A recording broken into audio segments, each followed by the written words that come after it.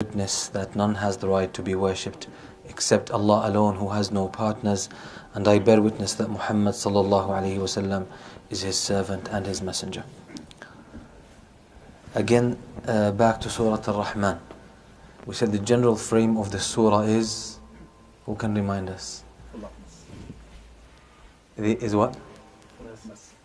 The mercy. The mercy. Okay.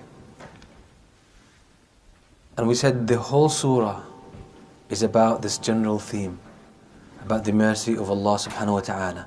The surah is meant to take us into a deeper meaning of the mercy of Allah subhanahu wa ta'ala. Instead of relating to the concept of Allah's mercy on a superficial level, the surah teaches us or takes us on a journey,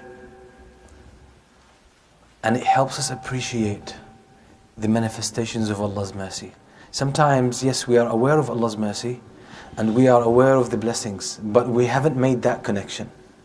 So the surah puts everything within that context and it brings everything together. So we start to see that all the blessings that we enjoy are not taken for granted. They were brought to us by Allah subhanahu wa ta'ala. He created them for us. It's not that He created them and then they happen to come to us. No, Allah created them specifically for us. And it shows the depth and breadth of Allah's mercy, the intensity of that mercy, the beauty of it, that Allah subhanahu wa ta'ala takes special care of humans. So all these things should be, and it's put in man's nature to usually be thankful. If someone smiles at you, naturally you tend to return back that smile. If someone does you a favor, if you have not been culturally conditioned not to respond in the same way, naturally you would respond with another favor. You would return that favor. It's natural. And by the way, they use this in marketing. A lot of the shops or sales points, when you walk in, they offer you some kind of sweets, sometimes cup of tea, some coffee, and you might think this is complimentary or it's so innocent, but it's not. It's psychology. They give it to you, and sometimes they start showing you. You know, so you walk into some shops, especially clothes, and this is very common in the Middle East. They start showing you everything they have, and they get it off the shelf, and they untie it, and they unpackage it, and they open it in front of you, and they give you special care.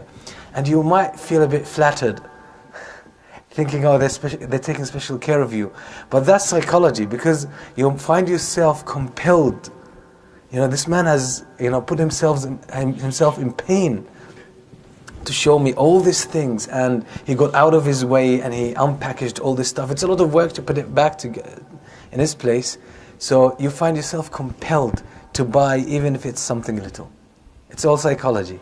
So don't think, somebody might be so innocent, yeah, they like to be nice to their customers, but most of the time it is about manipulation. But because they are taking advantage or exploiting this human nature. But Allah subhanahu wa ta'ala knows He created us in that way to be thankful to Him. So He is putting everything in context for us, so we find ourselves, our human nature, taking us towards thankfulness without having to put yourself into that pain or get out of your way and thank Allah subhanahu wa ta'ala. It should be nature, should be natural.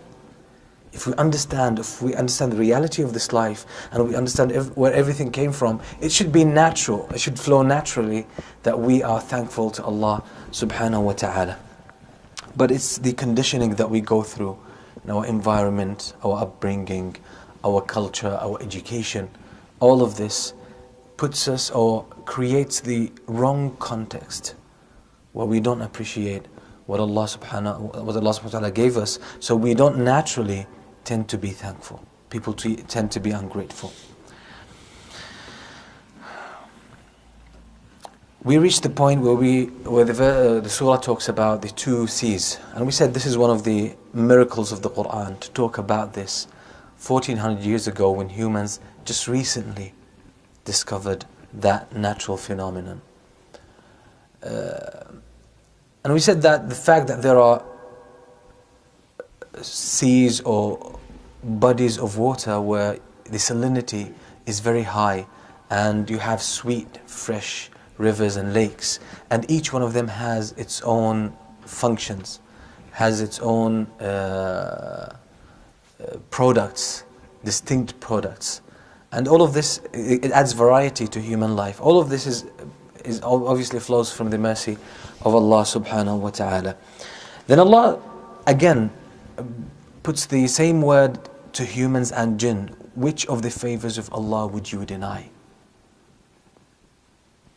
And as I said, sometimes Allah sends the same message from different angles or in different ways. And this is something that is, I would say, somehow clear in the Sharia.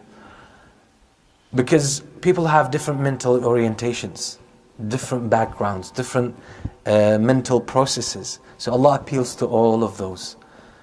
For example, Islam. What does Islam mean? What does religion mean? You will find this in so many ways, introduced so many ways in the Quran. For example, the famous hadith of Jibreel alayhi salam, when he came to the Prophet ﷺ in the form of a stranger man, and he asked the Prophet ﷺ about Islam, Iman, Ihsan, and the signs of the hereafter. The Prophet ﷺ gave him the answer what Islam was, and what Iman was, and what Ihsan was. This is one example.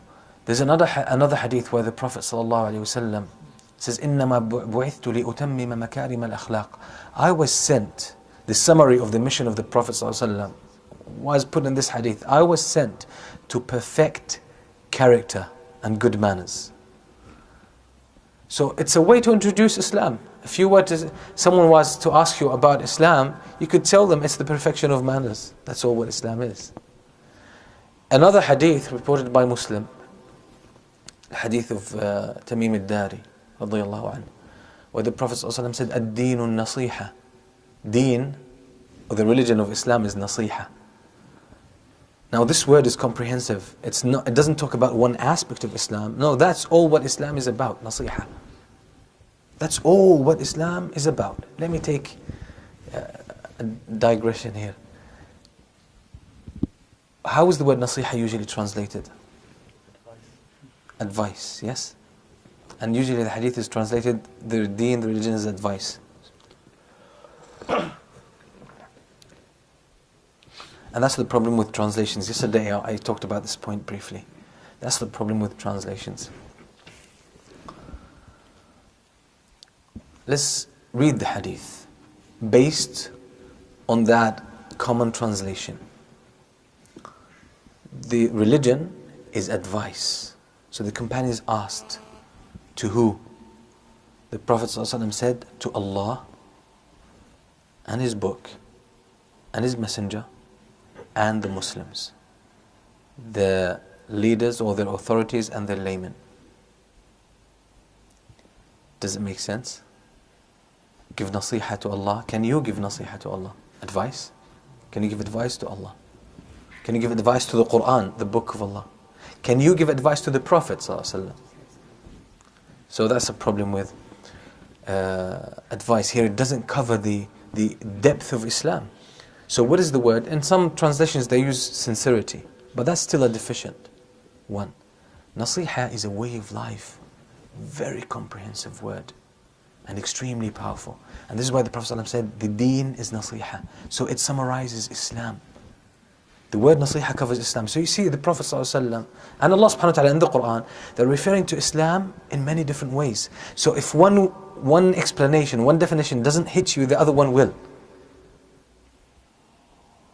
So as I said, Allah subhanahu wa ta'ala appeals to different understandings, different dispositions. Because that's part of Allah's mercy.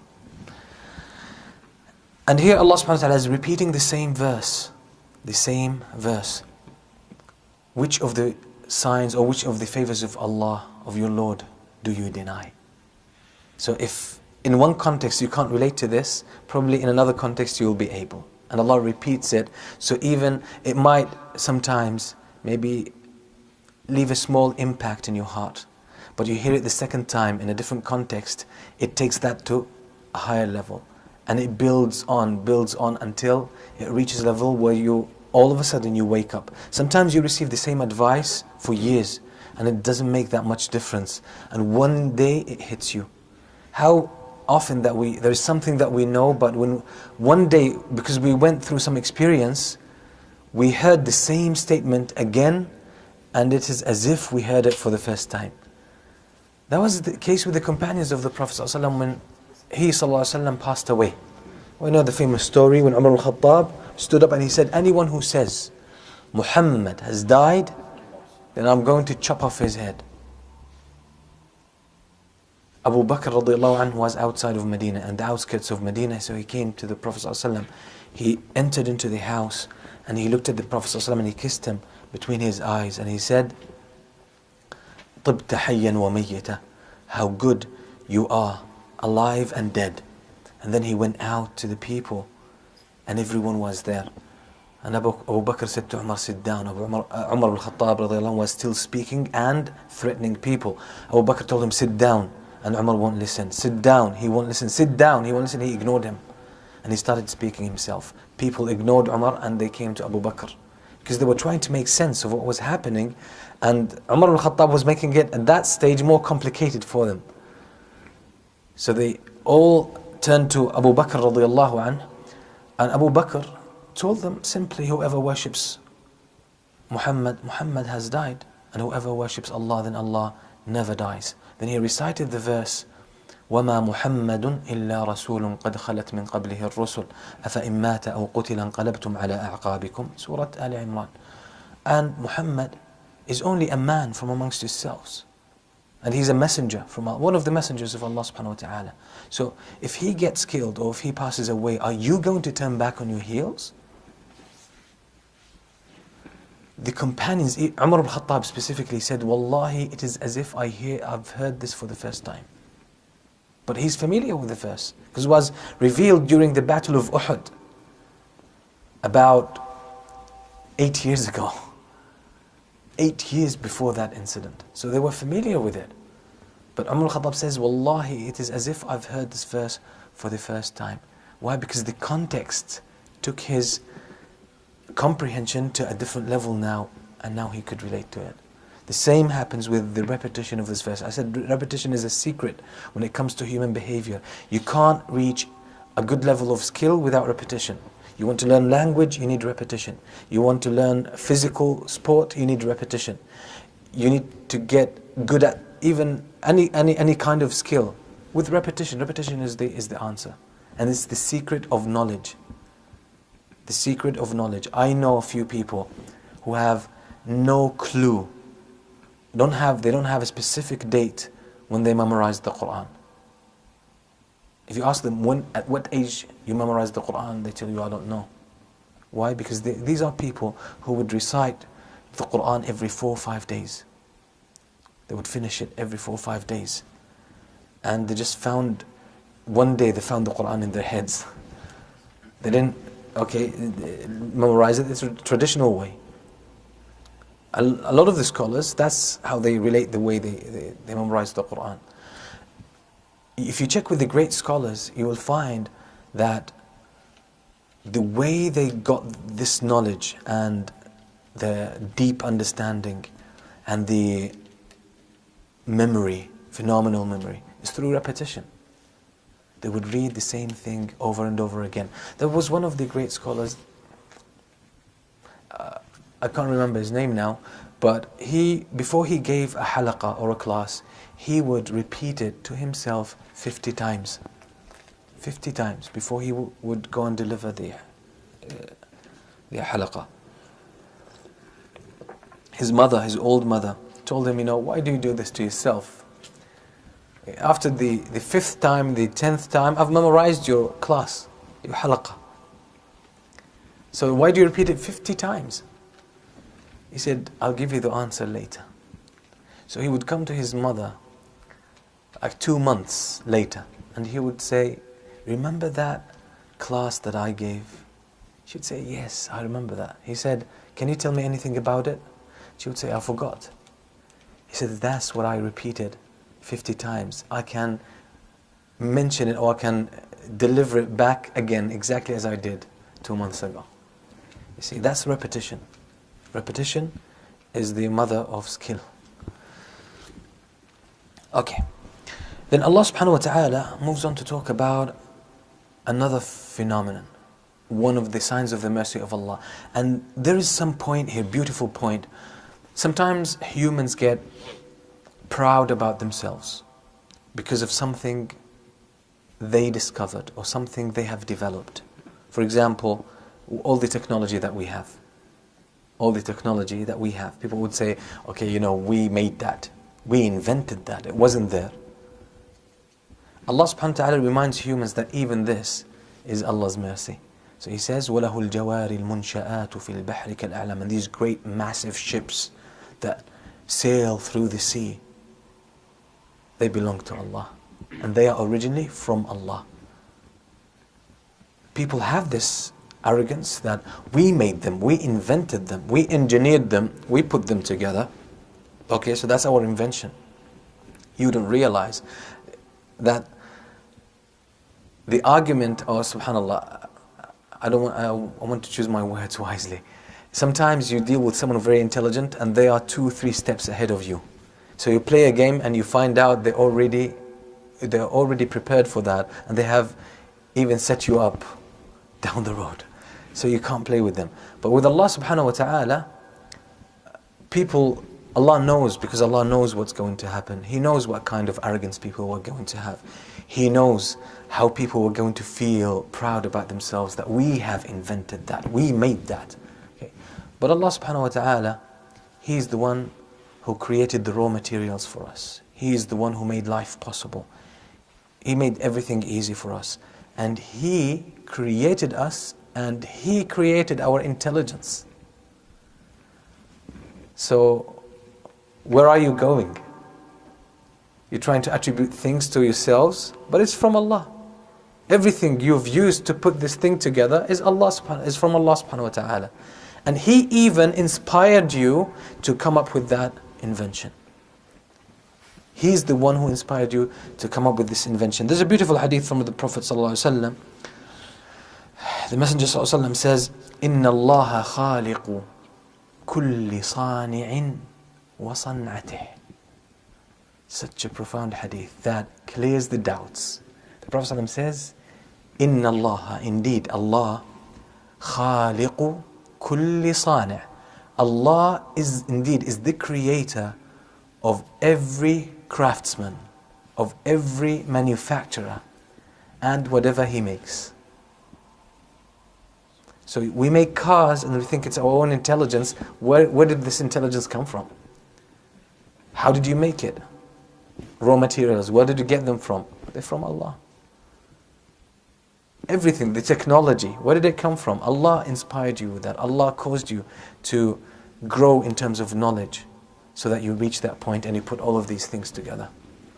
And all of this is still insignificant compared to the creation of Allah subhanahu wa ta'ala. So Allah subhanahu wa ta'ala here is putting another example. After mentioning this, that these great massive ships that sail through the sea for your own benefit, they belong to Allah and they are from Allah and they are a gift from Allah. So again, which of the favors of Allah, of your Lord, do you deny? So it's not your own favor. It's not your own favor, it's Allah's. So are you going to be thankful? Then Allah subhanahu wa ta'ala, okay, which number this verse is? Oh, just before that, before the ships, something about the seas. Allah mentioned that يَخْرُجُ مِنْهُمَ اللُّؤْلُؤُ وَالْمَرْجَانِ, that from the sea emerge pearl and coral, all these precious things. Unexpectedly, you get them from the sea. All these hidden treasures. Who would predict that something like that could come out from the depths of the sea, of the ocean? But Allah subhanahu wa ta'ala put it there, and He placed it there for you. And there's a lesson behind that.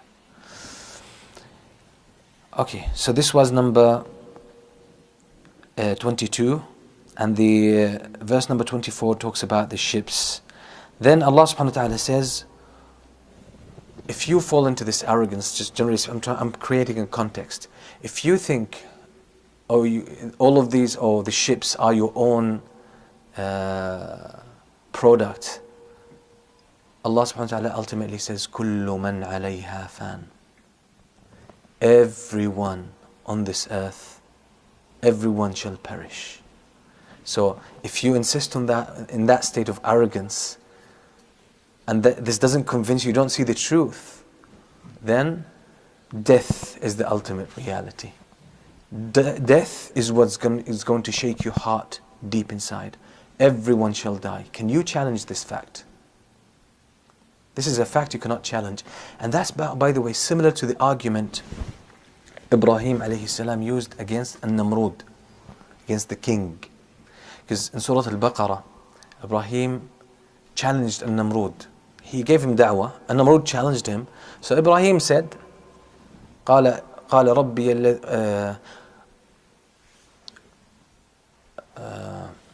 قال إبراهيم ربي الذي يحيي ويميت. Ibrahim said, my Lord brings, because that man, that king, ascribed lordship to himself, that he was the Lord, he was the Rabb of the universe, he was the Ilah, the God of the people.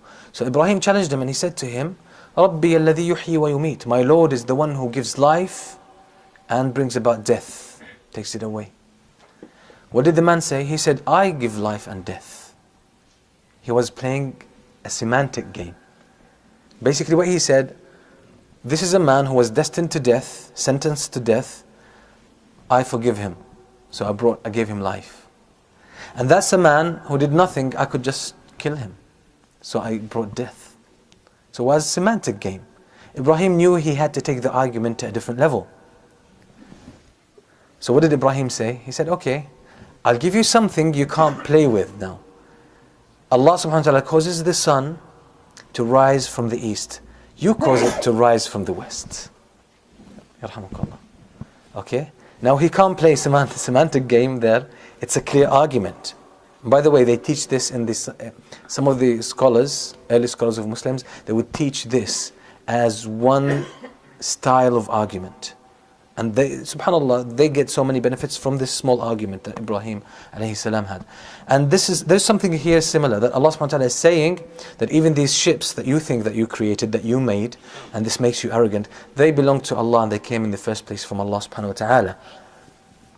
But if in case someone still does not believe, Allah subhanahu wa ta'ala says to them, everyone is going to die, except for Allah. Now this is something you can't argue with, because you're going to die and you can't prove that people will not die or someone will not die, because you can't get anyone now who's 150 years old.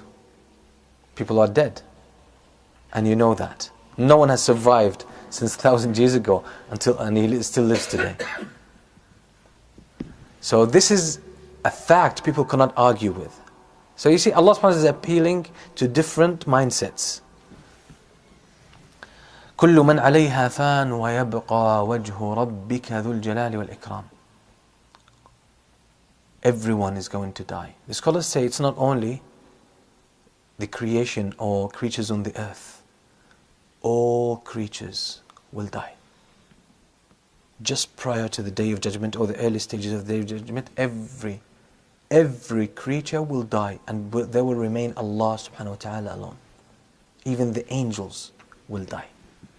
The angels themselves will die, and there will only remain Allah subhanahu wa ta'ala. He would say, Ana al-Malik, I am the King of Kings. And no one but Allah there. Everything is dead. Everyone is dead but Allah subhanahu wa ta'ala. Now what is the beauty that we find in this verse? A beautiful thing that has to do a lot with Islam. And I know many people have a problem with, sometimes people come to you, they say, if Allah is merciful, why does He punish people? Why does He put people in the hellfire? If Allah is merciful, why does He allow suffering?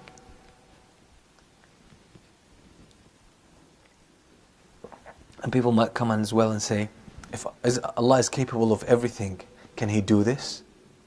Something which is not befitting of Allah subhanahu wa ta'ala, not suitable for the majesty of Allah. Where do all of those people go wrong? They take a single attribute of Allah or a single name in isolation. It doesn't work like that. You need, and that's the beauty of the names and attributes of Allah subhanahu wa ta'ala. Anyone who studied the rules that pertain to the names and attributes of Allah, they know this. You need to understand them individually, but to understand them fully, you need to bring them together. You need to bring them together. So for someone to sin and say Allah is merciful, no, you got it wrong. Yes, Allah is merciful, but you can't take that in isolation. You can't take it out of its context. Allah is merciful and Allah is severe in punishment. اعلموا أن الله شديد العقاب وأن الله غفور رحيم. Know that Allah is very severe and powerful in His punishment, and Allah is merciful and forgiving.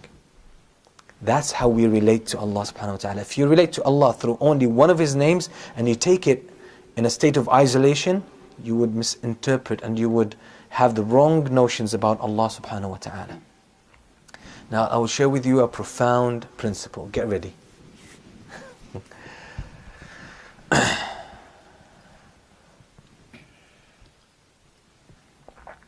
I won't be able to explain it in full, but it's going to act, it will instigate your thought process. It's like a chain reaction. It will help you think. And I think people don't need to learn a lot of information more than they need to jumpstart their brains. Just initiate the process of thinking about things right. If you get that, it's just like the Chinese proverb. I mean, if someone comes to you poor and you're a fisherman, you can give him a fish every day, but better teach him how to fish. That's the same thing. If you can start this approach with the Quran, you're always thinking about the Quran, you're thinking about what does that mean, how does it relate to my life, how can I benefit from this, I will be very happy. Because even if you spend hundreds of hours every month learning and learning and learning, with the lifestyle that we have, you would tend to forget. More important than acquiring new knowledge, we need to synthesize this knowledge. We need to digest it and find this personal connection with it.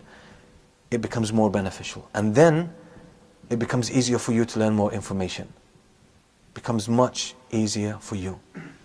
Because you will be doing it for the right reason, with the right intention.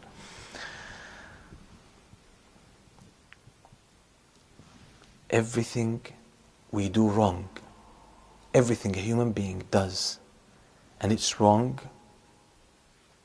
the reason for that, if you dig deep, they have the wrong notion about Allah at that moment. Anything you do and you do it wrong, or you do something evil, something unacceptable, something haram, if you dig deep, you'll find the source of this is that you have a wrong notion about Allah. There's nothing in this world such as positive thinking, negative thinking. We Muslims use it. I sometimes use it. But that's because we are influenced by the secular approach to life. Life is about Allah. Allah is the center of our lives. Anything goes wrong, you can trace it back to the center. When someone is being very pessimistic, we say, oh, you're being negative. You need to think positively. That's all semantics, by the way. It's all semantics. All what it is, when we say, oh, you're thinking negatively, do you know what it is? You're having a wrong thought about Allah. That's it. That's a principal concept. I'll give examples and it will be clearer, inshallah. Okay. When a Muslim, let me start with a Muslim. When a Muslim commits zina, the moment he falls into that sin, or he commits theft, he steals something, the moment he is perpetrating that sin, what do you think his notion about Allah is? That Allah sees him or not? Is he aware that Allah is watching him at that moment he's doing it? When someone is falling into zina, he's doing it now. Do you think he is aware that Allah is watching him? Huh? If you think about Allah at the moment of sin, you can't. If you truly think about it, it's not just a passing thought, no. If you're truly aware of Allah, what is his notion about Allah? Allah doesn't see me. Allah doesn't see me. That's why he has the guts to do it. And that's exactly what the Prophet ﷺ said, that a Muslim cannot, a believer cannot commit zina or does not commit zina except that his iman is lifted. His awareness of Allah, his belief in Allah is lifted and it's as a cloud, it becomes as a cloud. I'm putting two narrations together just to get the meaning across. A cloud above his head. Until he's done and he's back, he comes back to reality, then his iman goes back into his heart. So that person committed zina because at that very moment he had the wrong notion about Allah. Allah doesn't see me. When someone commits suicide, what do you think their notion about Allah is at that time? They might not, say it exactly about Allah, but they're just thinking, oh, life is tough and I can't put up with it anymore. Basically what he's saying, the deeper meaning is, Allah hasn't been good with me. Allah has been harsh with me. And life is not worth living. I want to escape from that. Basically he's saying Allah is not merciful.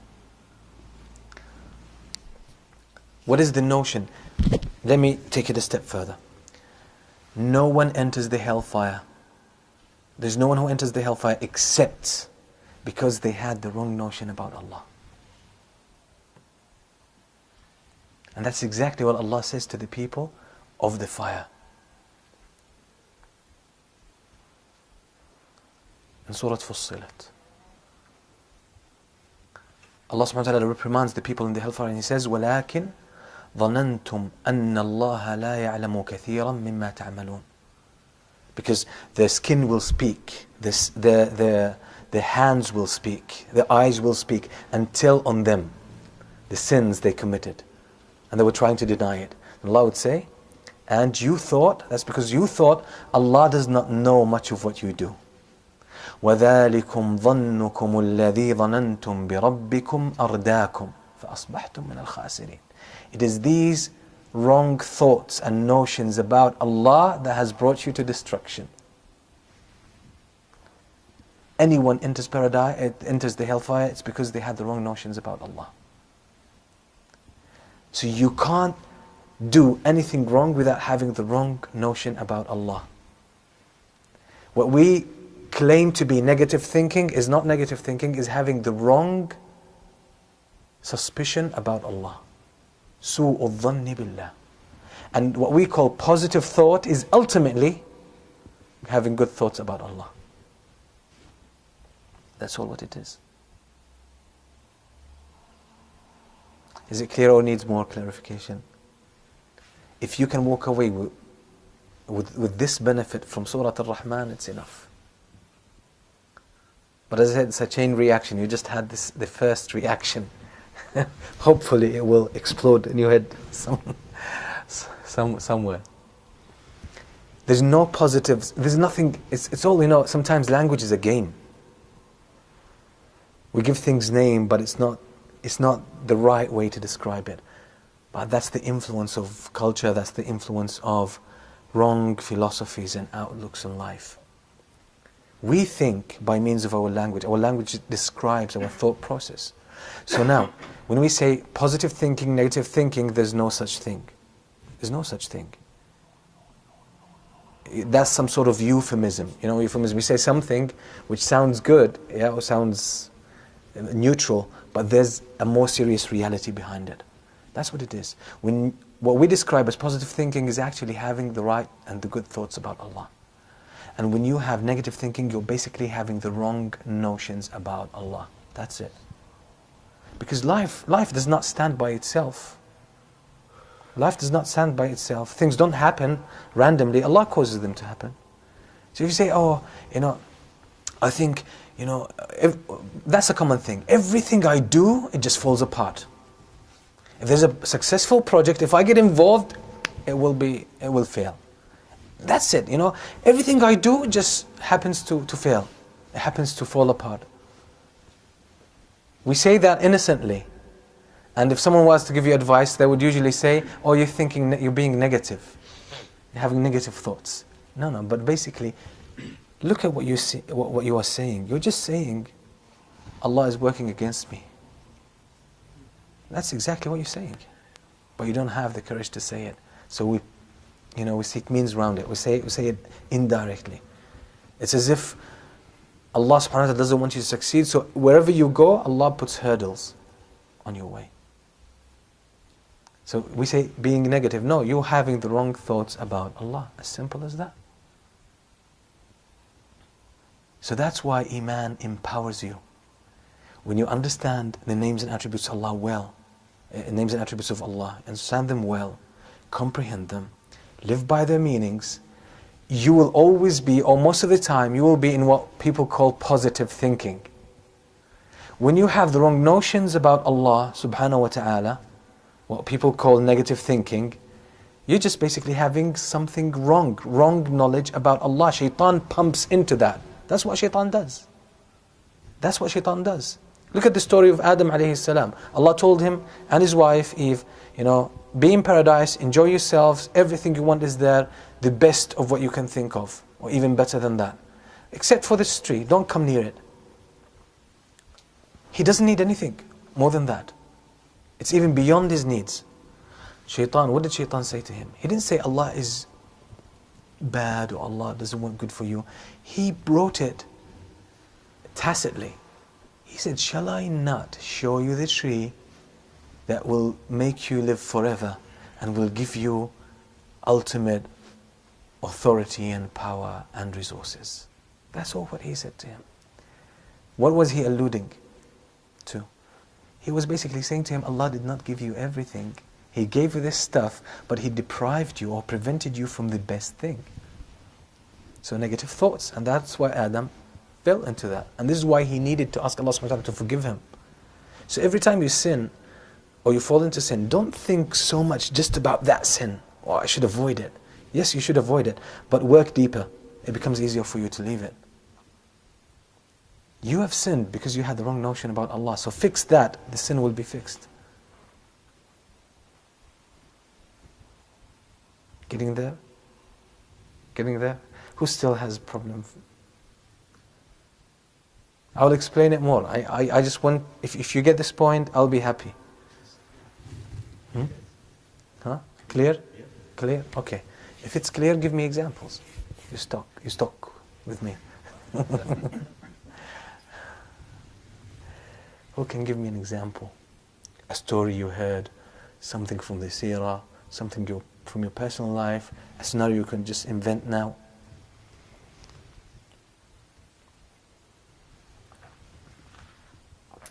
And by the way, what they call positive thinking works.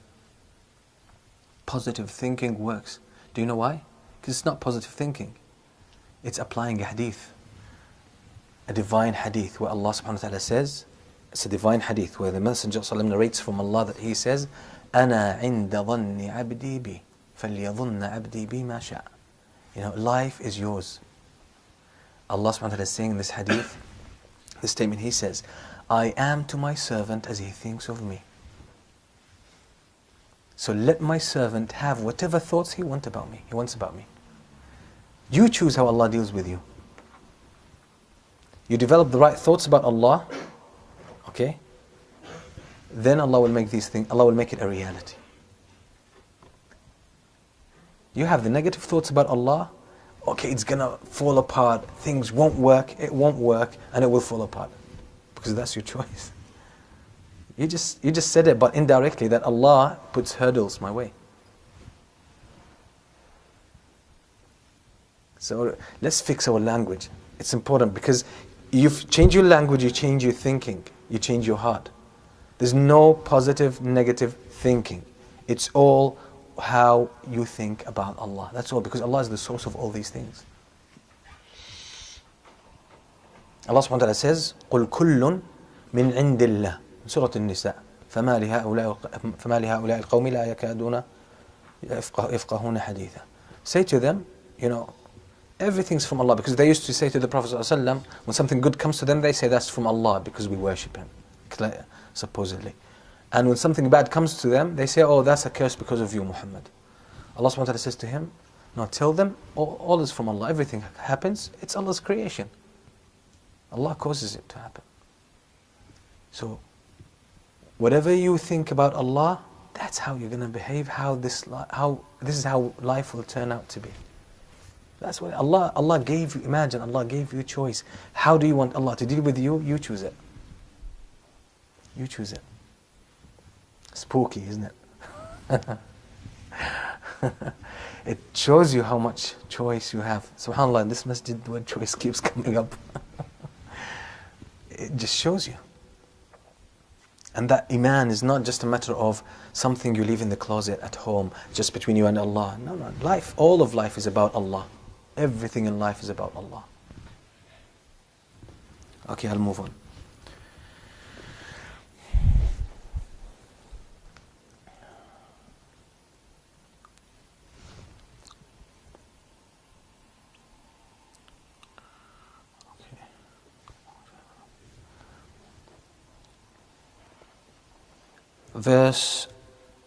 That was 26.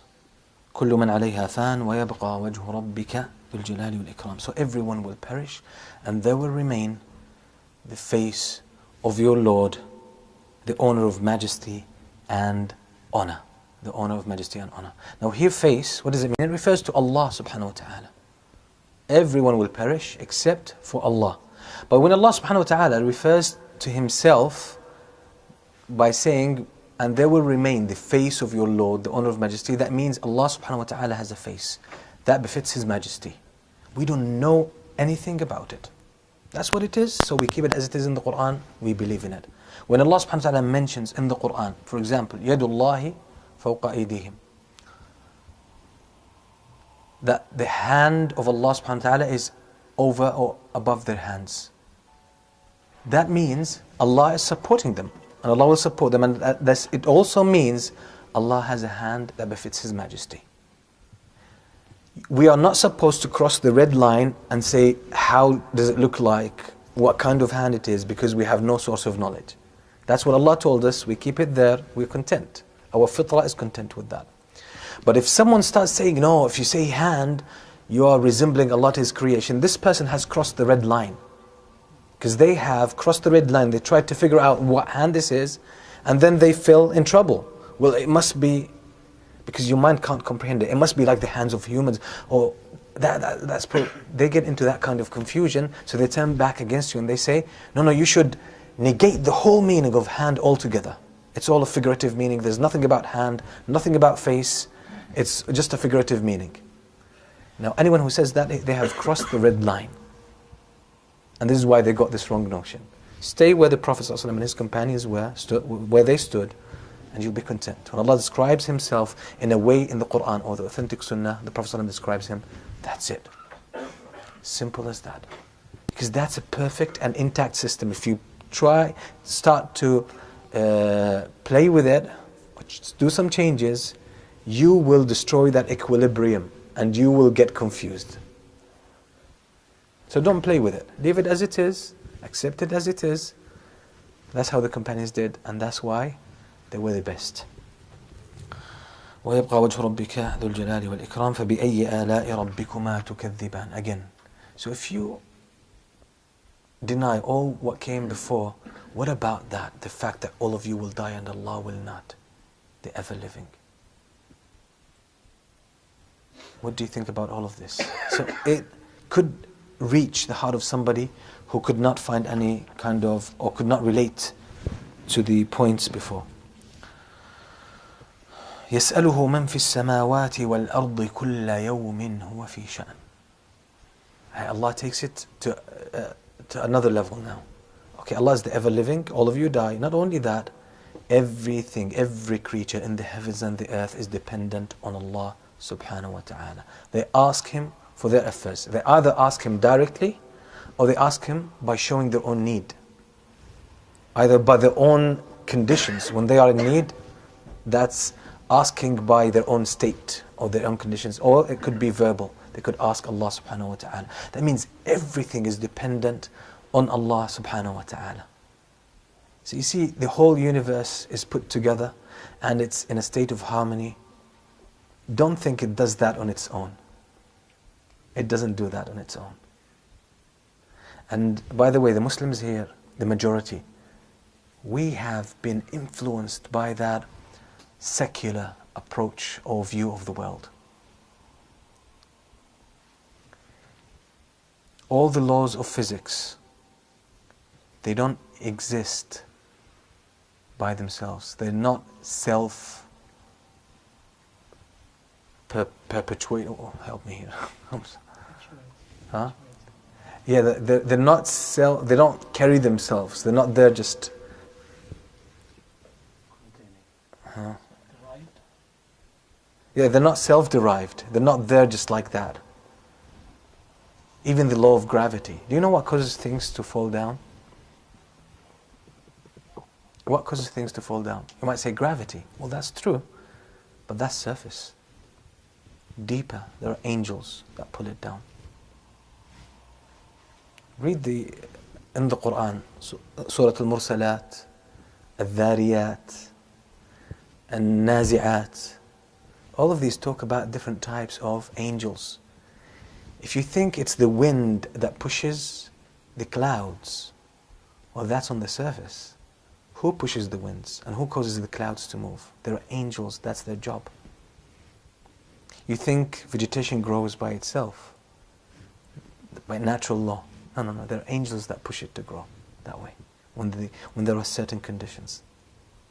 That's in the Quran. It's in the Quran, but you know, we read it and we all know Surah Al-Nazi'at, Al-Mursalat, easy surahs, yeah, Dhariyat.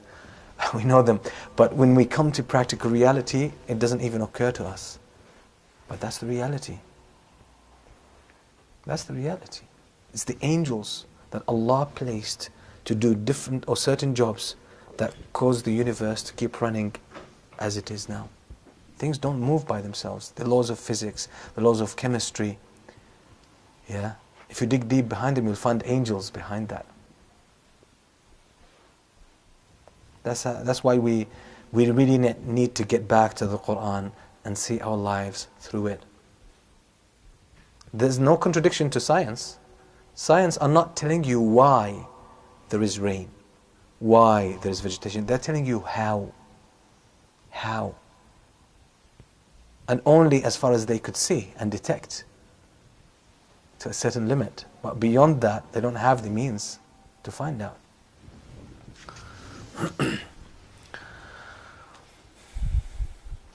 So everything in the heavens and the earth is dependent on Allah and turns to Allah for their needs.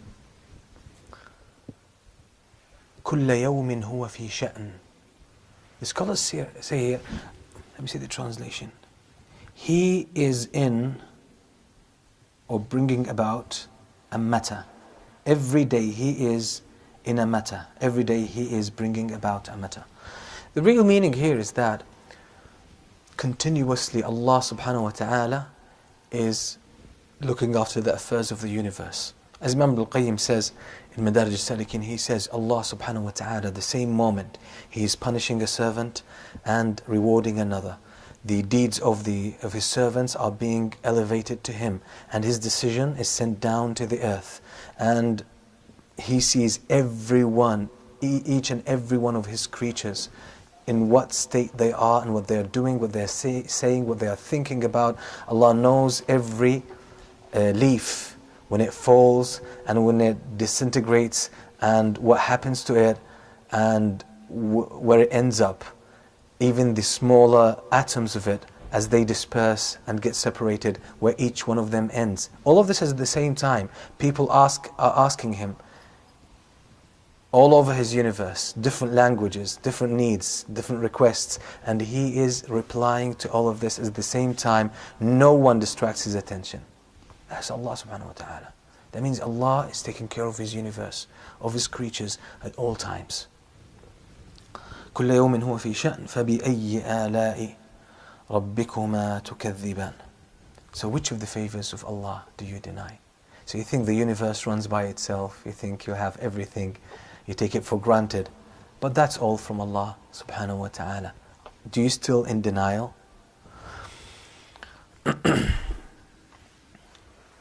سنفرغ لكم أيها الثقلان. The translation reads, we will attend to you, O prominent beings.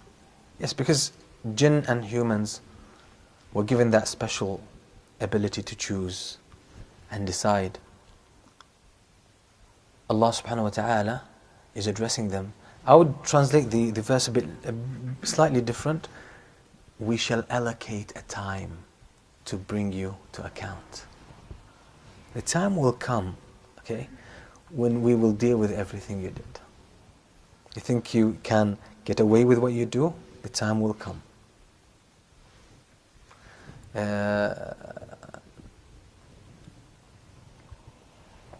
Sometimes people try to play smart with you, but you can play what a friend of mine calls the Muhammad Ali tactic or style. Is that in some competitions he would just keep blocking, and until his opponent is drained, out of energy, then he takes him out. So you could do that. Sometimes people play smart, they think they're smart, but you're observing. You let them bring everything forth, and then once they run out of whatever they have, you can come in very powerfully and you can set things right. Okay, so Allah subhanahu wa ta'ala somehow is giving something similar. Okay, you might think you get away with what you do, and you're making all of these things, you're manufacturing, you're doing what, you're following your desires, and no one is saying stop. No one is putting a limit to you. You think you get away with that. Okay, do it. Get what you want to do. You are the loser. Because you're not causing Allah subhanahu wa ta'ala any damage. You are just causing damage to yourself. So the time will come. No rush. The time will come, and the reality will show. Again, which of the favors of Allah do you deny? فَبِأَيِّ آلَاءِ رَبِّكُمَا تُكَذِّبَانِ. I would say here, Allah subhanahu wa ta'ala is addressing our fitrah. Deep inside, humans know that they are responsible for their actions. And people, even non-Muslims, people sometimes who don't believe in a God, they still believe deep inside, there's that notion, that feeling inside them, that if they do something, they will have to pay for it. It's a fitrah, natural disposition. We know it. So Allah is addressing that. And it's also a gift from Allah. So this is one of the favors of Allah subhanahu wa ta'ala. فَبِأَيِّ آلَاءِ رَبِّكُمَا تُكَذِّبَانِ. Verse number 33. يَا مَعْشَرَ الْجِنِّ وَالْإِنسِ إِنِ اسْتَطَعْتُمْ أَن تَنْفُذُوا مِنْ أَقْطَارِ السَّمَاوَاتِ وَالْأَرْضِ فَانْفُذُوا لَا تَنْفُذُونَ إِلَّا بِسُلْطَانٍ. O company of jinn and mankind, if you are able to pass beyond the regions of the heavens and the earth, then pass. You will not pass except by authority. Sometimes some people challenged this verse. They said, well, people have reached the moon, and some people said, no, that was all, Hollywood production, etc. Regardless, we don't have means to verify, But the ones who made the accusation and the ones who defended, they missed the point. Because the most correct tafsir about this verse is that Allah subhanahu wa ta'ala is talking about the Day of Judgment. Because just before that He says, سَنَفْرُغُ لَكُمْ أَيُّهَا الثَّقَلَانِ. We shall allocate a time for you, or jinn and mankind. So Allah, now the context is started about the Day of Judgment and reckoning. So it's not about these days, but even in books of tafsir, it's an authentic. It's a tafsir or an explanation that is there in the books of tafsir, that you cannot break from the limits of the heavens and the earth. But we can't know exactly what the verse is talking about. So this is why it's better to use the tafsir where we can relate to and make sense of things. Because we don't want to make broad statements and say, oh, you cannot get or break from the spheres around the earth. What if it happens? Then it's your understanding wrong, but people would see it as if the Quran is wrong. So be careful. When something is general of the Quran, don't make it specific. Leave it as it is. So basically Allah subhanahu wa ta'ala is saying on that day, if you want to run away and you think you can escape, then you can't. You can't do that. Only Allah can do it. Or only with the help of Allah you can do it, and Allah is not going to let you do it. And if you try to do it, you will face يُرْسَلُ عَلَيْكُمَا شُوَاظٌ مِّن نَارٍ, portions of fire and molten copper. Liquid copper that's been melted will be thrown on you. So you can't escape on that day. We got hold of you on that day. فَبِأَيِّ آلَاءِ رَبِّكُمَا تُكَذِّبَانِ. Again, now we move to verse number 37. And when the heaven is split open and becomes rose-colored like oil. What sense to make of this? Basically, the skies will be split and they will become like molten copper and lead, like molten iron and metals. Why? Because everything will crack and the sun will melt and will be like this molten lead. This is how it will be. So it will change, its own nature will change. Everything will not remain as you know it. It will take a different shape and different states. So that means, because that's going to shake you, because you don't have any grounds to stand on, everything will be different. It's a completely new world, different world. So there's nothing you can stand on, nothing stable you can stand on. There's nothing that you know. So you're completely taken out of your comfort zone, and everything inside you, in your chest, will be exposed.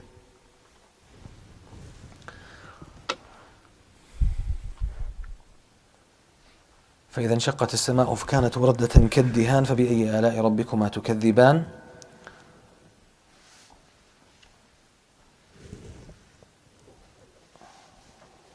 يعرف المجرمون بسيماهم فيومئذ لا يسأل عن ذنبه إنس ولا جان. فيومئذ لا يسأل عن ذنبه إنس ولا جان. On that day, none will be asked about his sin among men or jinn. There are different tafsir about this, and all of them are correct because they look at it from a different angle. But what it means basically, there's no need to ask people about their sins.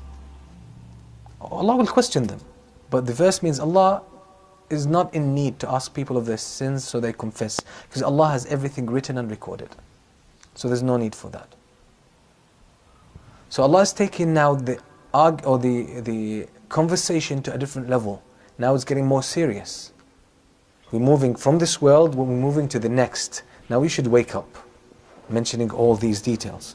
فَبِأَيِّ آلَاءِ رَبِّكُمَا تُكَذِّبَانِ. Again, which of the favors of your Lord would you deny? يُعْرَفُ الْمُجْرِمُونَ بِسِيمَاهُمْ فَيُؤْخَذُ بِالنَّوَاصِي وَالْأَقْدَامِ. That's a threat. Now it reaches the point of threat. Now the criminals, the ones who did wrong, the ones who worshipped others besides Allah, the ones who denied the existence of Allah, the ones who wronged or sinned against Allah subhanahu wa ta'ala, they will be known by their marks. They will have certain signs. Their faces will be darkened. There will be shame and humiliation on their faces. And they will be seized by the forelocks and the feet. They will be seized from their foreheads, seized to the fire, and their feet. What does that signify? It signifies humiliation and no concern whatsoever. So they will be seized from their feet, dragged from their feet, or their foreheads. Now there's no consideration, because they had no consideration in the dunya.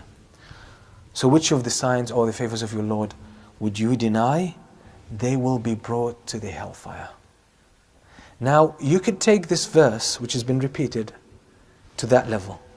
Now that it will be said to them in reprimand as they are dragged to the hellfire, which of the favors of your Lord would you deny on that day?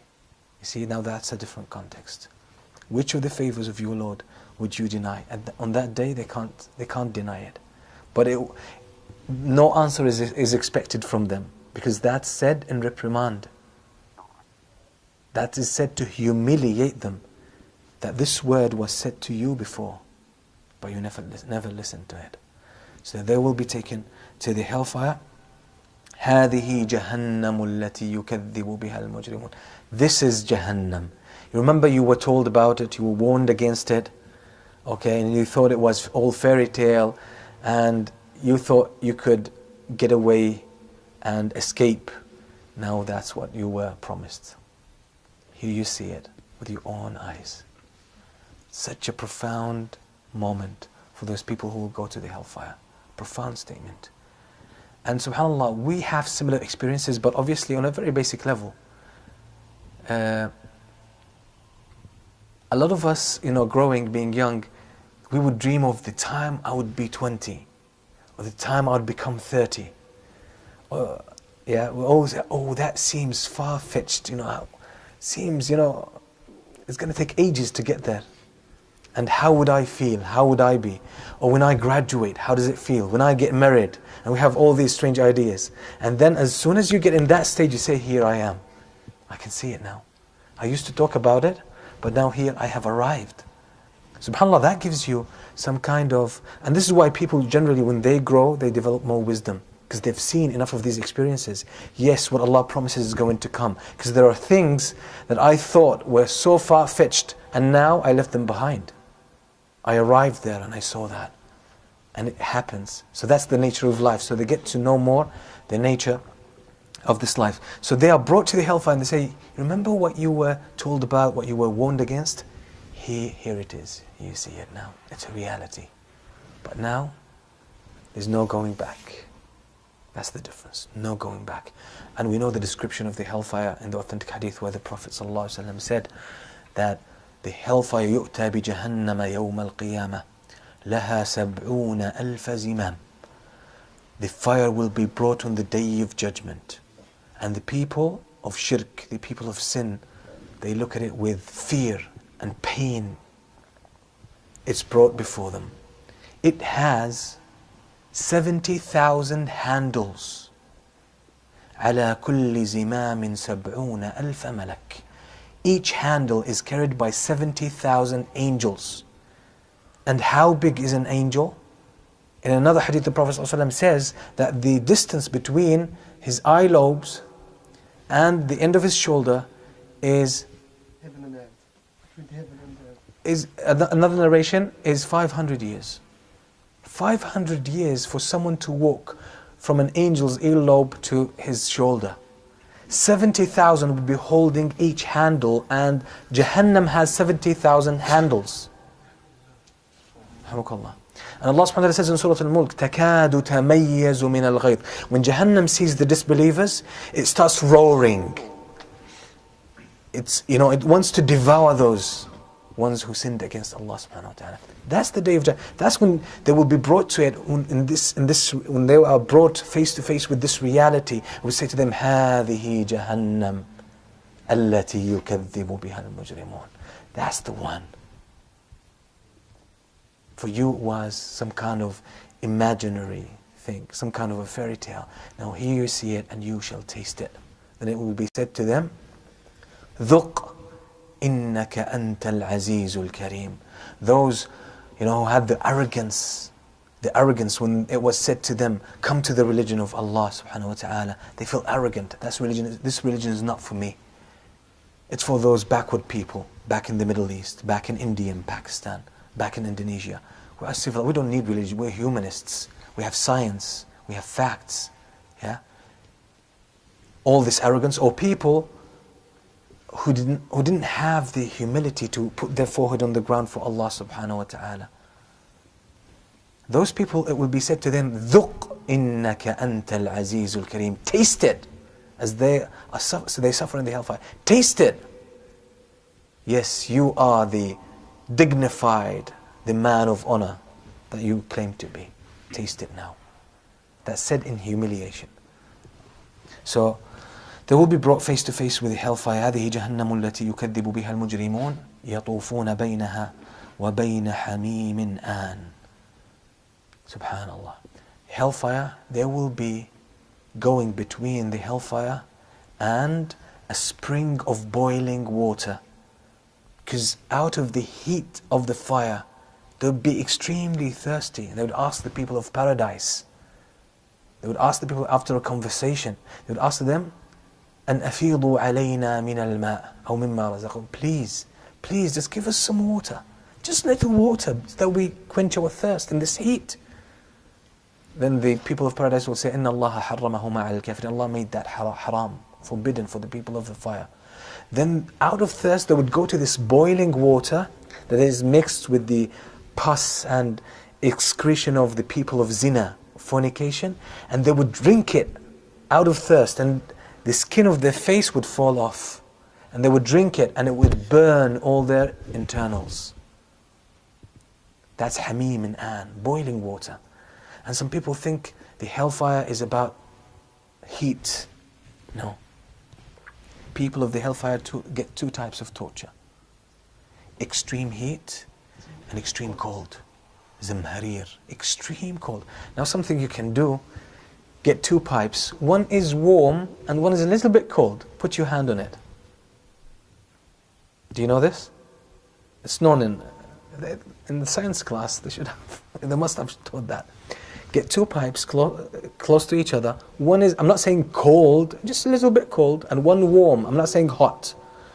Put your hand on both at the same time. And if you can keep your hand for 2 seconds, I'll give you whatever you want. So imagine the people of the hellfire will be given extreme cold and extreme heat, and they will be swapping, taking turns. And sometimes they will get both at the same time. So the hellfire is not only about fire and heat, it's about extreme cold, zamharir. Zamharir, the Arabs say the zamharir breaks the bones. You know that kind of cold that hits deep in the bone? Imagine how it is in the hellfire. يطوفون بينها وبين حميم آن. I will inshallah stop here. فبأي آلاء ربكما تكذبان. It could be said to the people here in this life as they contemplate these meanings, and it will be said to the people in the hellfire, remember, you used to deny the favors of Allah. He said it was our own intelligence, our own merit, our own skills, etc. Taste it now. You were given chance, you were given guidance, and your fitrah was created to recognize the truth. Everything around you was directing you to Allah, but you refused. People don't go to the hellfire without being guilty. In order for people to disbelieve in Allah, they have to go out of their way against their own nature and force their way through disbelief, by the way. People who come in contact with the real message of Islam, then Allah subhanahu wa ta'ala starts talking about giving the comparison, the other side, people who will make it to paradise, and this will be inshallah after the break. Jazakumullah khair. Alhamdulillahi Rabbil Alameen wa salatu wa salamu ala nabiyyina Muhammad wa ala alihi wa sahbihi ajma'in wa ba'd. Now the surah moves on to talk about the opposite of the people of the fire, the people وَلِمَنْ خَافَ مَقَامَ رَبِّهِ جَنَّتَانِ, and for those who have feared, or for he who has feared the position of his Lord, are two gardens. This talks about the highest level in Jannah, the best of people, as-sabiqun. These are as-sabiqun, which were referred to in Surah Al-Waqi'ah. وَالسَّابِقُونَ السَّابِقُونَ أُولَٰئِكَ الْمُقَرَّبُونَ. These are as-sabiqun, the ones who have secured the highest positions. They are the ones who hasten to the worship of Allah. They are also al-muqarrabun, the closest to Allah subhanahu wa ta'ala. They are described in Surah Al-Waqi'ah as ثُلَّةٌ مِّنَ الْأَوَّلِينَ. It's like a big group from the early generations. وَقَلِيلٌ مِّنَ الْآخِرِينَ. And a limited number from among the later generations. Limited number. These are al-muqarrabun, the highest levels of paradise. The second level will be the general Muslims who will enter paradise. Now, on the highest level, muqarrabun, they get the best. and they have 2 gardens for them. How do we know that they are al-muqarrabun? Because of the description of these 2 gardens, and because Allah subhanahu wa ta'ala says, وَلِمَنْ خَافَ مَقَامَ رَبِّهِ, for that person who has feared the high standing or the high position of Allah subhanahu wa ta'ala, or the greatness of Allah subhanahu wa ta'ala. That means they were aware of Allah, they were mindful of Allah, and that's the description of ihsan. So these are the people who have reached ihsan. There's another region that we will come to towards the end of that description. So for those people there will be 2 gardens. The scholars say, why 2 gardens? One, they will be given because they have fulfilled their obligations. The second one, they will be given because they have refrained from sin. 2 gardens. وَلِمَنْ خَافَ مَقَامَ رَبِّهِ جَنَّتَانِ فَبِأَيِّ آلَاءِ رَبِّكُمَا تُكَذِّبَانِ. Can you give me the Arabic? Can you give me Arabic Mus'haf? Because I'm reading from the English and translating into Arabic. Getting difficult. Jazakallah khair. It's okay.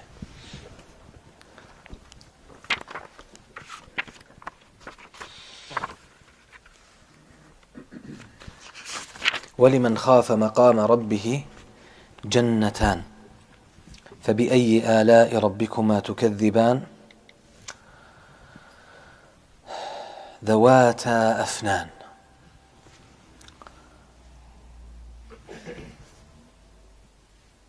Having spreading branches. Okay, they have branches, these 2 gardens.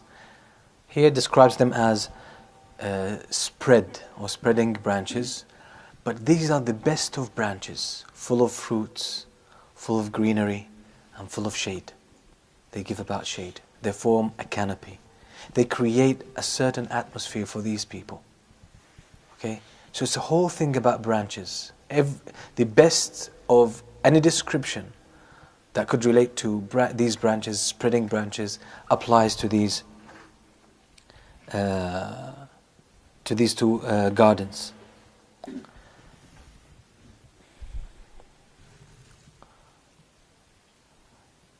فَبِأَيِّ آلَاءِ رَبِّكُمَا تُكَذِّبَانِ فِيهِمَا عَيْنَانِ تَجْرِيَانِ. So which of the favors of your Lord do you deny? فِيهِمَا عَيْنَانِ تَجْرِيَانِ. And both of them are 2 springs flowing. 2 springs flowing. This is the best of water, the water of paradise. The water of paradise, the springs of paradise, the sweetest of water. Something no eye has seen, no ear has ever heard of, and no one can even think about. Something phenomenal that is given to these people. Then Allah subhanahu wa ta'ala describes these 2, and the best book on the description of paradise is the description given by Ibn al-Qayyim. Ibn al-Qayyim has a book on describing, a complete book on describing paradise.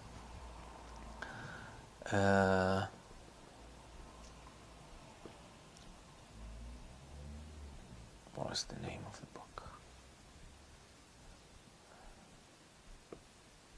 I'll inshallah come back. But he has a full book on describing paradise. Everything in paradise. He describes the air, the trees, the mud, the dirt, the rivers, the wives of the people of paradise. Everything. Describes them in extreme detail. Now the majority of the hadith in that book are authentic, but there is a number of weak hadith still there. But it's been verified. The book has been verified. So this is what I would recommend. I think it must have been translated into English. And there's a couple of poems as well. Some brothers put in English, beautiful descriptions. Somebody told me about them, and I just heard some bits of them. They're quite good, mashallah. فيهما عينان تجريان فبأي آلاء ربكما تكذبان فيهما من كل فاكهة زوجان. In them, in both of them there are of every fruit 2 kinds. So every type of fruit you will find it there, but there will be 2 kinds of each fruit. And each one is different. Each one is different. This surah was revealed in Mecca. Was revealed in Mecca before Hijrah. Was revealed in Mecca before Hijrah. And this is basically to put, the main context here for this is the comparison between the people of the hellfire and the people of paradise. Now you will notice that this description of paradise, or what awaits the people of paradise, is detailed. Allah is describing the branches, describing the water, the springs, and describes even their state, how they sit and how they recline, and describes a description of their wives there, etc. But the description of the hellfire or the people of the fire was short, just 2 or 3 verses.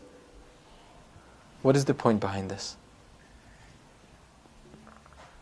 What is the reason? You have a short description of the people of the fire, but the people of paradise, Allah even describes both levels and describes each level in fair detail. Why is this? Targhib, to motivate people towards the paradise. Okay, what else? Allah's mercy will overcome his Excellent. The surah is Surah Ar-Rahman. It's mercy. So if Allah is going to talk about punishment, okay, He's going to just allude to it, mention it briefly. But because the context is mercy, He will elaborate on mercy more. Is that clear? You see how the general frame of the surah impacts everything in it.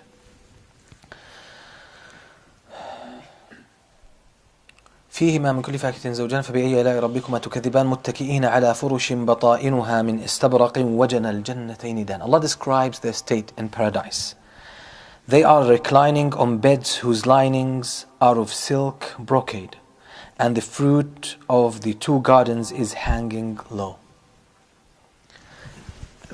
It's not an accurate translation, because متكئين على فرش بطائنها من استبرق.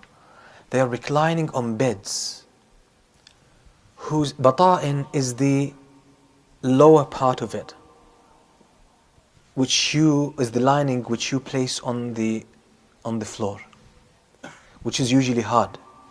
Usually hard. It's the hardest part of a recliner or a chair or a bed, is the bottom of it, because the softness you need it in top. But Allah subhanahu wa ta'ala is saying even the bottom of it is made of the finest of silk. So what do you think of the top? Something beyond that. That's just to honor them. فَبِأَيِّ آلَاءِ رَبِّكُمَا تُكَذِّبَانِ. Which of the favors of your Lord would you deny? Again, try to work out that context for yourself. وَجَنَى الْجَنَّتَيْنِ دَانِ. And the fruits of this garden are very close to them. So they don't have to stand up and grab them. They just extend their hand a little bit and they get whatever they want. So extreme comfort. Extreme comfort. In some hadith, the Prophet ﷺ mentions that even one of them, for example, wishes for some kind of chicken, grilled chicken. Okay? It would straight away come to him. Grilled. That's it. You just wish and it becomes true. That's what happens to the people, especially this level, as-sabiqun, al-muqarrabun, the highest level in paradise. So even the fruit, they don't have to stand up and go and get it. They don't have to exert that effort to go and fetch it. It's close to them, as long as they just grab it and eat it. That's how much comfort Allah subhanahu wa ta'ala gives them. Even the description, they're not lying on their backs or their sides. They're not standing. They're just basically reclining like kings in luxury, extreme luxury. وَجَنَى الْجَنَّتَيْنِ دَانِ فَبِأَيِّ آلَاءِ رَبِّكُمَا تُكَذِّبَانِ فِيهِنَّ قَاصِرَاتُ الطَّرْفِ لَمْ يَطْمِثْهُنَّ إِنسٌ قَبْلَهُمْ وَلَا جَانٌ.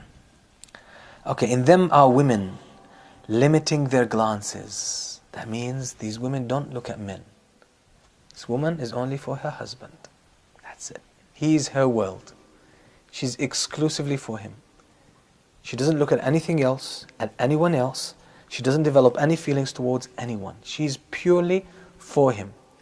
He is her world, and her passion, her emotions, and her love. Before them, untouched before them by men or jinn. So no one has seen these women. No one has come near them. They're just created for you. There. And subhanallah, this is something men love. Men are possessive when it comes to their family, to their wife, protective. This thing is in line with the nature of humans, the fitrah of men. They love to have this kind of protective attitude. That's my wife. That's my wife.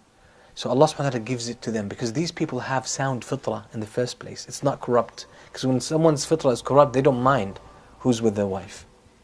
So it's a sign of a sound fitrah. When the man is protective of their spouse, of their wife, that's a sign of a sound fitrah.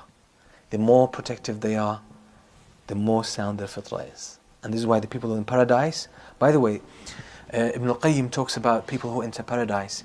He says, no one will enter paradise except after having been purified from every impurity. So they enter paradise in the best fitrah, the best state of human being.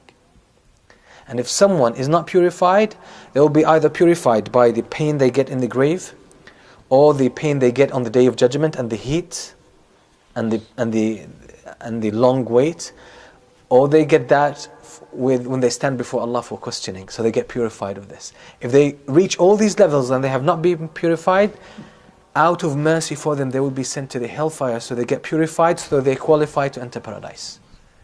So it's not just, okay, you go to paradise, you go to the hellfire. No, you have to meet the conditions. You have to meet these conditions. You have to be purified. So into paradise, you are pure. Okay. فَبِأَيِّ آلَاءِ رَبِّكُمَا تُكَذِّبَانِ. Again, the same question.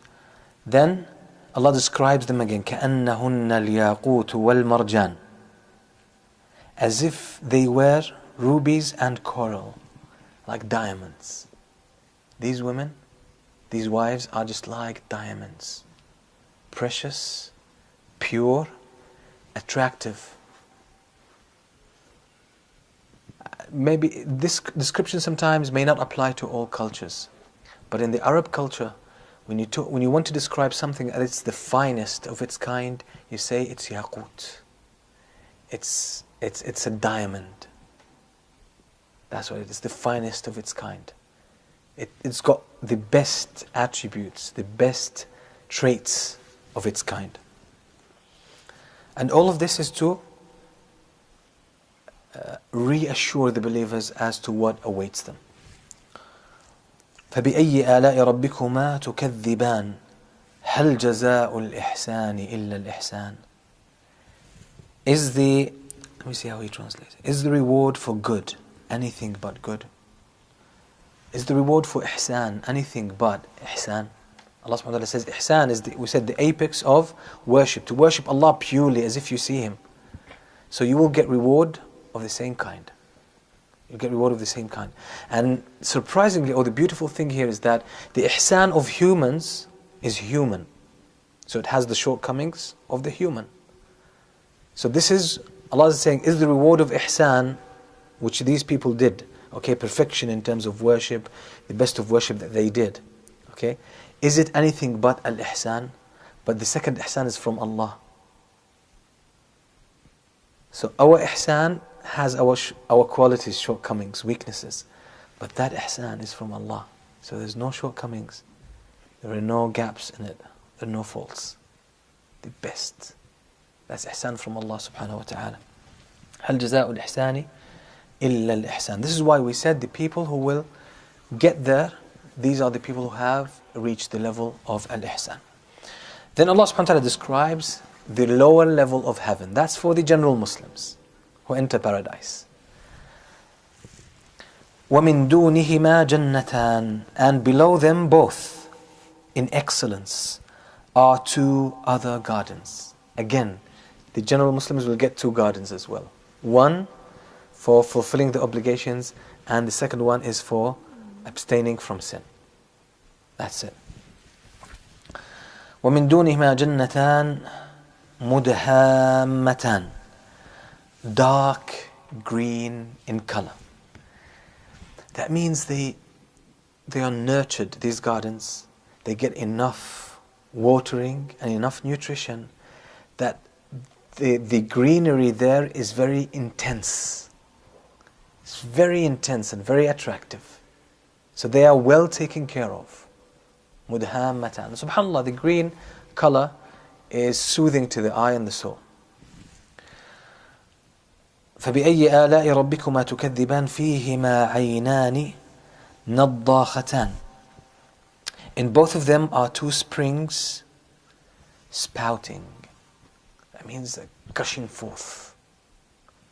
Water is coming out with force and power out of these two springs. It's a similar thing. But obviously now the first two gardens are for the people of as-sabiqun. Everything is better there. Now you get this, it's obviously excellent quality, but still doesn't reach that level. It doesn't reach that level, but it's so great. ومن فيهما عينان نضاختان فبأي آلاء ربكما تكذبان فيهما فاكهة ونخل ورمان. In both of them are fruit and palm trees and pomegranates. You see the difference there? Of every fruit there are two kinds. But here what is highlighted is three types. That shows, obviously there are others, but there's a difference in level. There's a difference in level, but that's still great. If we just make it to paradise, alhamdulillah. فبأي آلاء ربكما تكذبان فيهن خيرات حسان.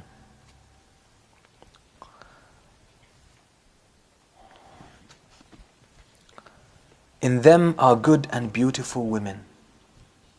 In these gardens.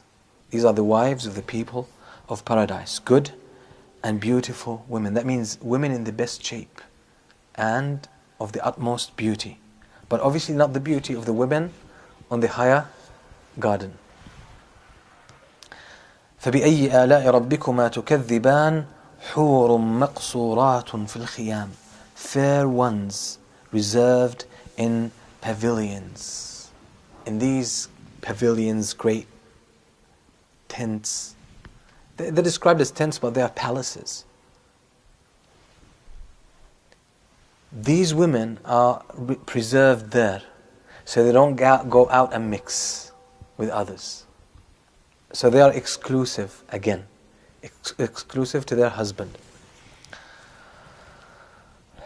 All of this reassures, as I said again, the believer, reassures him. فبأي آلاء ربكما تكذبان لم يطمثهن إنس قبلهم ولا جان. Untouched before them by man or jinn. They're not touched before. They are created for you specifically. No one has ever touched them and no one will touch them apart from you. فبأي آلاء ربكما تكذبان متكئين على رفرف خضر وعبقري حسان. Reclining on green cushions and beautiful fine carpets. You see the difference in the description? Those ones are on luxurious beds made of the finest type of silk. And this is still luxurious, but not to the same level. Reclining on green cushions. Abqariyan in the Arabic language is the best type of texture. It's more like silk. So these people get the finest of everything. And they are again reclining to signify that they are living in luxury, ease and tranquility. Just as Allah subhanahu wa ta'ala says in Surah Al-Mutaffifin, تَعْرِفُ فِي وُجُوهِهِمْ نَضْرَةَ النَّعِيمِ. When you look at the faces of the people of paradise, you can recognize the brightness of luxury and a life of ease. You can see it. It reflects on their faces. فبأي آلاء ربكما تكذبان تبارك اسم ربك ذي الجلال والإكرام. Blessed is the name of your Lord, honor of majesty and honor. That's last verse. So it started with Allah subhanahu wa ta'ala and it ends with Allah. To tell you the story of life is all about Allah. The story of life is all about Allah. And you need to put together Allah's mercy, because sometimes people might take it wrong Just as with some religions, they only say Allah merciful, but they don't look at the other side. So this is why they have no problem sinning against Allah. But there's a balance. Another religion looks at the anger of Allah, pays attention to more to the anger of Allah, forgets about the mercy of Allah. With Islam, we said there's that balance. You need to know the names of Allah subhanahu wa ta'ala and put them together, because they function together. Tabarak ismu, glorified be the name of your Lord, the owner of majesty and honor. So along with that mercy, don't think there is weakness. No, there is majesty and honor. Okay, so always you need to put the names and attributes of Allah subhanahu wa ta'ala together.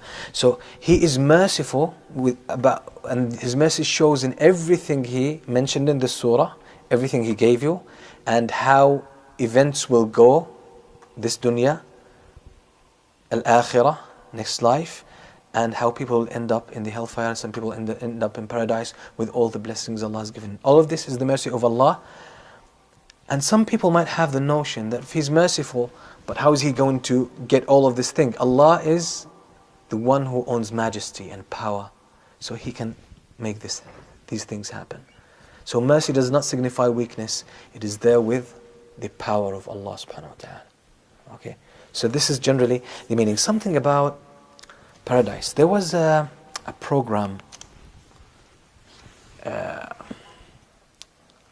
here in the UK, The Big Questions, something like that, and they were talking about paradise. And there was a brother on that show, and that was a big mistake. Very big mistake. Because you can't talk about paradise without putting it in the right context. You need to agree. Just as we said, Allah subhanahu wa ta'ala always has a starting point when He builds an argument. Once you agree on this, He takes you to the next level. But you can't jump to the 10th level without having established anything before. So you sit among non-Muslims of all religions or denominations, and atheists, people who don't believe even in God or heaven and earth, and you talk to them about the wine that will be served to the people in paradise and the women. That's out of context. So you give the wrong message. You give the wrong message. So this is why, if you are going to talk about these things, or if you are going to appear on these shows, you make sure that you might say something true, and this is something very beneficial as well. The scholars say, in order to say the right thing, you need to have two qualities or two things, two conditions. You have to say something true, and you have to have what we call al-adl, which is the balance. The conditions have to be ready for that. For example, I can tell you,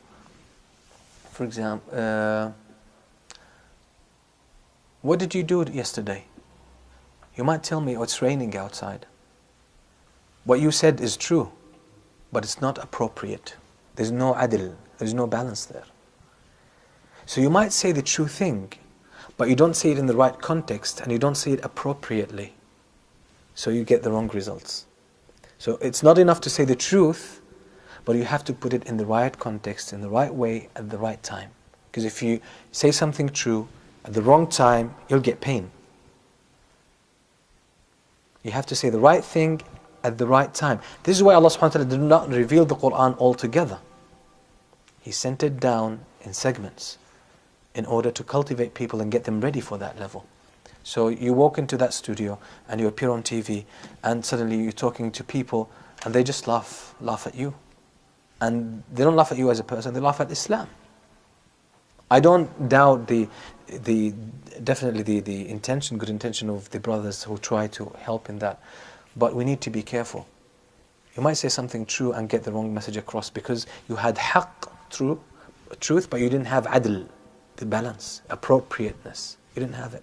So in order to say something, you need to say the truth, and it has to be appropriate. The conditions have to be right. It has to be the right time for it.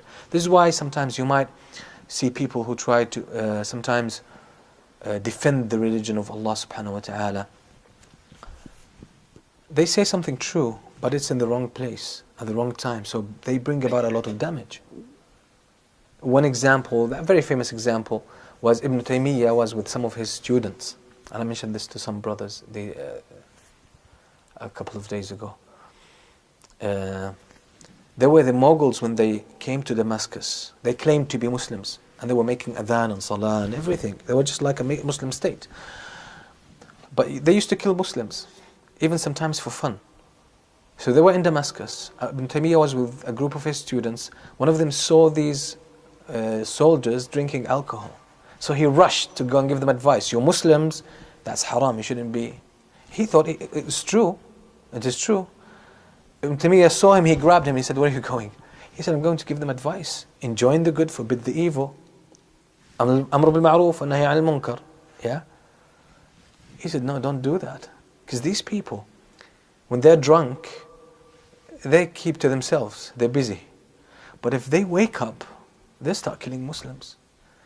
So it is dearer to Allah. That's what he said.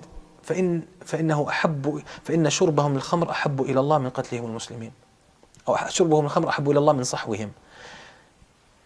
The fact that they are drunk is dearer to Allah than they are conscious. You see where? Truth and appropriateness. This is why you see a lot of some obviously well-known names. They appear on TV. We will establish Islam. We will establish Sharia. That's not the way of the Prophet ﷺ. And Wallahu a'lam, this is all a game being played and put together. So say the truth, but that's not enough. Be sure that that's the right time for it. It is said in the right manner, in the right context, to the right person. Al-Mizan. Here, justice, balance. You need to get that. Otherwise, you'll be causing damage. So not enough. A lot of people argue, well, isn't it true? Am I saying something wrong? No, it's true, but it's not the right place for it. So it brings about damage. So you say haqq and adl. And that's what Allah subhanahu wa ta'ala says. He describes in the Quran, وَتَمَّتْ كَلِمَةٌ Surah Al-An'am, وَتَمَّتْ كَلِمَةُ رَبِّكَ صِدْقًا وَعَدْلًا. And the word of your Lord has been completed and perfected in truth and in justice. Has to have these two conditions. Okay? So these are just reflections. Don't forget that everything there has to do with the mercy of Allah subhanahu wa ta'ala and needs to be put in its right context, that Allah is the omnipotent, the all-powerful. Wa sallallahu wa sallam ala nabiyyina Muhammad wa alihi wa sahbihi wa sallam.